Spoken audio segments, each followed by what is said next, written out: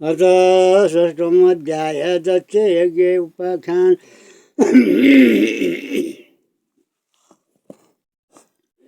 उहाँ याज्ञ गर्नुहुन्छ अगस्त्य मुनि यस्ता किसिमसँग मैले त्रिपुराता सुनाएँ। अब केही सुन्ने इच्छा छ यस्तो कुरा सुनि अगस्त्य मुनि विन्ती गर्दछन्। हे कुमारजी, दक्ष प्रजापतिका 33 कोटी कन्या 33 कोटी देवताले विवाह गरे। सती देवीलाई विष्णु भगवानको छलले शिवजीले प्राप्त गर्नुभयो। त्यसपछि सतीको मृत्यु के कारण परेर भयो, यस विषयमा सुन्ने इच्छा छ। सुनाइ बक्सियोस् आग्रह गरेको सुनि कुमारजी भन्नुहुन्छ, हे मुनि, एक दिन दक्ष प्रजापति बिरानीसित भने, हे इन्द्र, मैले यज्ञ गर्ने इच्छा गरेको धेरै समय भयो। अब त्यो यज्ञ गर्ने इच्छा बल होती भयो। तसर्थ तिमी सम्पूर्ण सामग्री तयार गर। अनि महादेव र सती देवी बाहेक अरू छोरी ज्वाइँ र ब्रह्मा विष्णु आदि समस्त देवता, यसै गन्धर्व किन्नर नागदैत्य अप्सरा र 10 दिक्पाललाई निमन्त्रण गर्न पठाउँ भन्ने आफ्ना स्वामीको आज्ञा पाई बिरानीले सम्पूर्ण सामग्री तयार गरी पारी। महादेव र सती देवी बाहेक सबै छोरी ज्वाइँ ब्रह्मा विष्णु यसै गन्धर्व किन्नर दैत्य नाग अप्सरा र 10 दिक्पालहरूलाई निमन्त्रण पठाइन्। दशका सबै छोरी ज्वाइँहरू नाना वस्त्र अलङ्कार पहिरी यज्ञमा होम्न अनेक मणि के फलफुल र वज्रादि यज्ञमा होम गर्ने सामग्री लिएर दक्ष प्रजापतिको यज्ञ हेरेन भनी आए। दक्षले पनि सबै आएको व्यक्तिहरूलाई यता योग्य सेवा सत्कार गरेर राखे। सुदिनमा यज्ञ आरम्भ भयो। त्यो अश्वमेघ यज्ञ कस्तो भने, नन्दी भृङ्ग चतुष्षष्ठी योगिनी भूत प्रेत पिशाच प्रथम गणसहित भई श्री महादेव बस्दा जस्तो शोभा हुन्छ, त्यस्तै 33 कोटी छोरी ज्वाइँ र ब्रह्मा विष्णु आदि देवता ऋषि यसै गन्धर्व किन्नर दैत्य नाग अप्सराहरू नाना वस्त्र अलङ्कार पहिरी उभन्दा ऊ राम्री भई नाच गान गरी मङ्गलको निम्ति सुवर्णमय कलशसहित अश्वमेघ यज्ञ गर्दा शोभायमान देखियो। त्यसरी अश्वमेघ यज्ञ चलिरहेको वखतमा नारद मुनिले को आएनन् भनी आसनबाट उठेर चारैतिर हेर्न लागे। दक्षका 33 कोटी कन्या ब्रह्मा विष्णु प्रभृति सकल देवता ऋषि यसै गन्धर्व किन्नर नाग अप्सरा आदि सबैलाई देखे।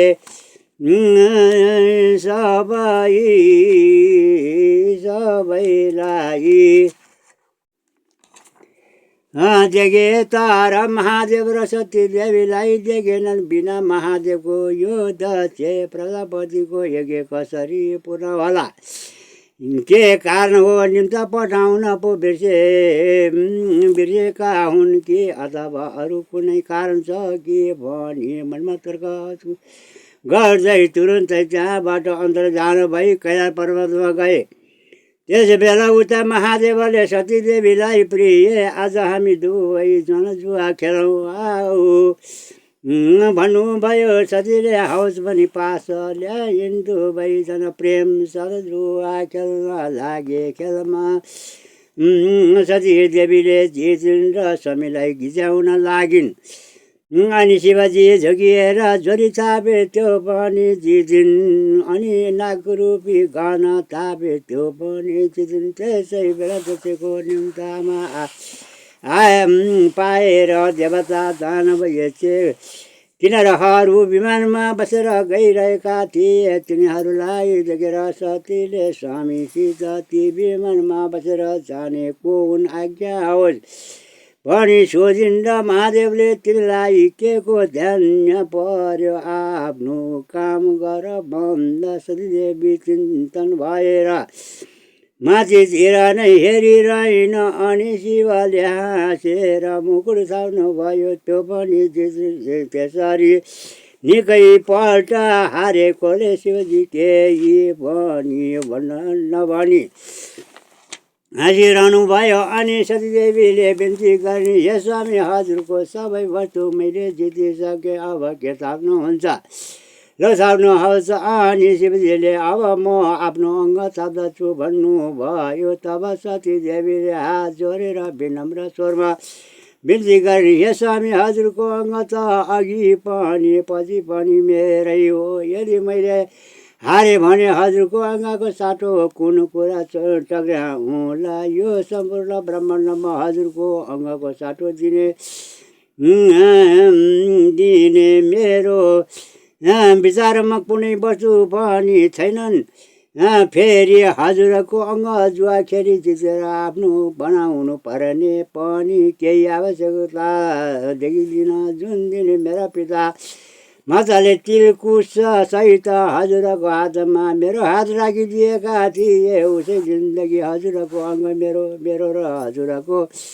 मेरो अङ्ग हजुरको भइसक्यो। यसमा शङ्का छैन र हजुरले आफ्नो अङ्ग थाप्नु पर्दैन। सतीदेवीको त्यस्तो स्नेहयुक्त वचन सुनेर महादेव प्रसन्न भई धन्य तिमी भनेर जुवा खेल्न छाडिए। मिठा मिठा वार्ता गरेर कैलाशमा बसेका थिए। त्यसै बेला नारद मुनि पुगेर सती र शिवलाई सटङ्ग दण्डवत गरी हात जोडेर उभिरहे श्री महादेव कस्ता भने चटको मुकुट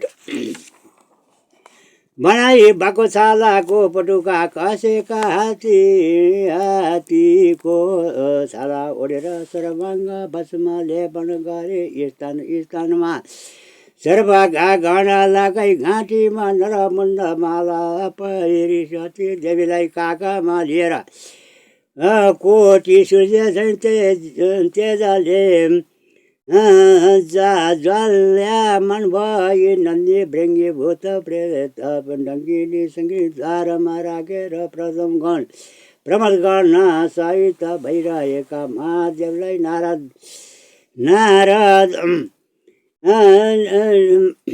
नारदले देखेर हर्ष मानी बारम्बार चरणमा गिरी दण्डवत गर्दा भए। त्यसरी नारदजीले भक्ति गरेको देखेर मनमा आनन्द मानी श्री महादेवले आज्ञा भयो, हे मुनि, तिम्रो भक्ति देखेर म प्रसन्न भएँ।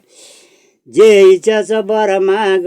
तब नारदजी केही भन्न नसकी उभिरहेको अब के काम परेर यहाँ आयो भन। यदि शिवजीले आज्ञा भएको सुनि नारदजी हात जोडेर भन्न लागे, हे शम्भो, म अरू के वर मागो? हजुरको भक्तिमा मेरो चित्त सदा लागिरहोस्। हे ईश्वर, म आउने कारण के हो भने दक्ष प्रजापतिले अश्वमेध यज्ञ गर्दा तिनी लोकका देवता यज गन्धर्व किन्नर दैत्य नाग अष्टवासु वशिष्ठ आदि ऋषि र ब्रह्मा विष्णु एवं 10 दिक्पाल सहित सबै यज्ञस्थलमा आएका छन्। मैले यज्ञस्थलमा प्रदक्षिण गरेर हेर्दा केवल हजुर दम्पतिलाई देखिन र यज्ञको मुख्य भोक्ता कर्ता एवं बलदाता हजुरलाई किन ढाकेनन् भनी आश्चर्य लागेर म यही कुरा